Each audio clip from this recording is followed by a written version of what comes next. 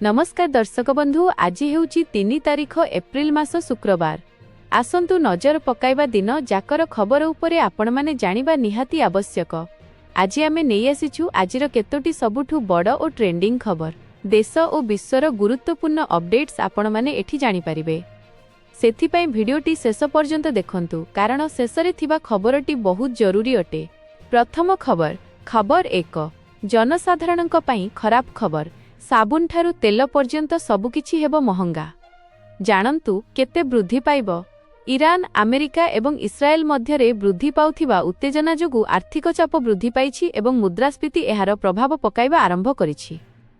जदि परिस्थिति जारी रहे तेबे साबुन ठारू सोडा एवं रंधन तेल पर्यंत नित्य व्यवहार्य जिनिसगुड़िक अल्प समय मध्यरे महंगा होइजिबो। द्वितीय खबर 2, ईपीएफओ एबे आपणक पीएफ उपरे मिलिबो 10 सुध। सबु सफा कहिदेले सरकार कर्मचारी भविष्य निधि पांठी घरोई क्षेत्र में काम करुथिबा लोकंक पई एक गुरुत्वपूर्ण समर्थन स्तंभ भावरे कार्य करे। फलस्वरूप एहा संबंधी जेकोनसी अपडेट देशर लक्ष लक्ष कर्मचारींक उपरे सीधासळख प्रभाव पकाई थाए। गत किछि दिन धरी सोशल मीडिया एवं अन्यान्य गणमाध्यम प्लाटफर्म रे दाबी हेउछि जे सरकार पीएफ जमा उपरे सुध हार को 10% को वृद्धि करि पारंती। तृतीय खबर 3, ट्रम्पଙ୍କ नूतन वाणिज्य नीति। औषधरे 100 शुल्क, धातु उपरे कठोर पदक्षेप। अमेरिका डोनाल्ड ट्रम्प गुरुवार 2टी गुरुत्वपूर्ण कार्यनिर्वाही निर्देशरे स्वाक्षर करी अमेरिकार वाणिज्य और शिल्प नीति को आउ अधिक कठोर करिसंती। जेउ कंपनी माने अमेरिकार उत्पादन करुनाहांती किंबा सरकार सहित मूल्य चुक्ति करुनाहांती, सेमाने एही उच्च शुल्कर सम्मुखीन हेबे। सरकार कंपनी मानकु आलोचना पई धनधरु 180 दिन समय देइछि। ट्रम्प कहिसंती जे विदेशी औषध और एहार उपादान उपरे अमेरिकार अधिक निर्भरशीलता को कमाइबा पई एही पदक्षेप जातीय सुरक्षा पई आवश्यक।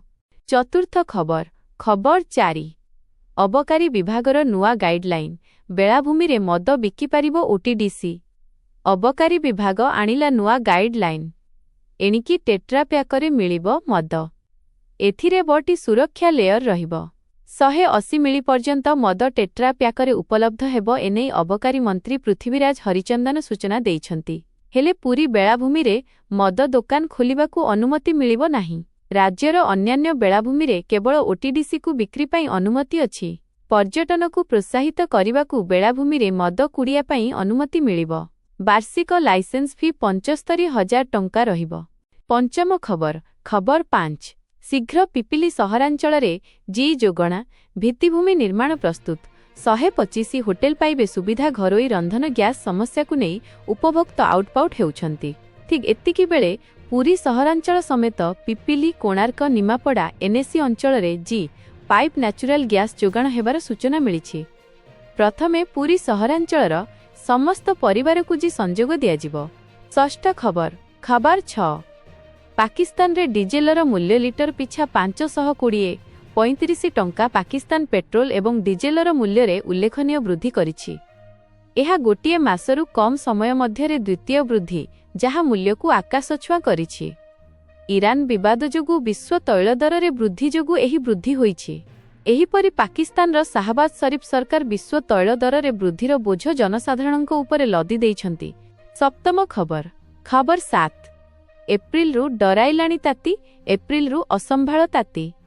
उपकूल ओडिशा रे असह्य गरम और गुळुगुळी आगकू आहुरी हेबो।